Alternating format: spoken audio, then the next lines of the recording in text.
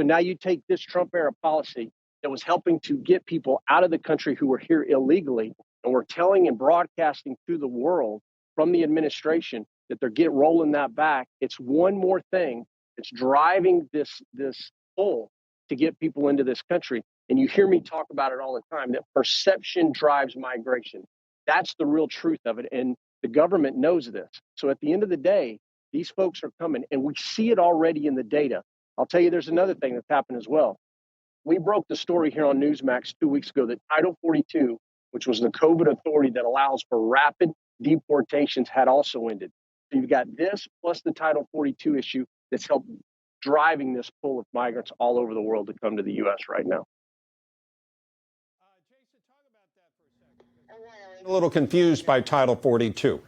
On the one hand, it seemed like it would allow you to deport them, get them out of the country, or it would allow you to actually process them in this country to say, okay, come back in 6 months for your court date, and then they don't show up.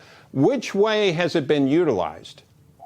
Yeah, it's a great question. So DHS changes the rules literally almost on a weekly basis. When I talk to the men and women of CBP, what are the rules today? They say, well, it was a child with a family under the age of 7. They're allowed to stay, but all single males, single females, you're not allowed to. By getting rid of this, what this is going to do is allow everybody in.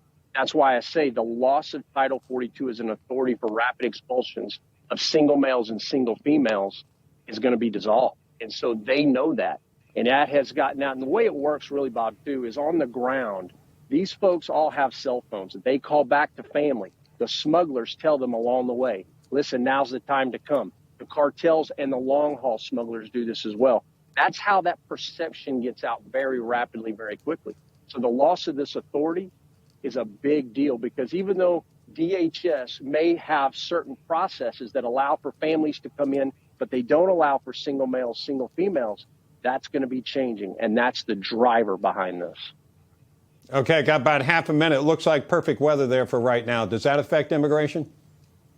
It does tremendously. You know, you hear me talk about all the time. We're coming out of the winter months down here in South Texas. That is usually the lowest time for folks to be coming. Right now, we're going to see a big jump. I've been talking, Bob, to the men and women of CBP on the ground. They're getting overrun right now. So you're going to see, I'll say it right now, a big increase between what we saw in February at 165,000 to what we're going to see in March. Get ready. Okay. Well, obviously, we're going to be talking to you about that. Jason Jones, thank you so much, sir.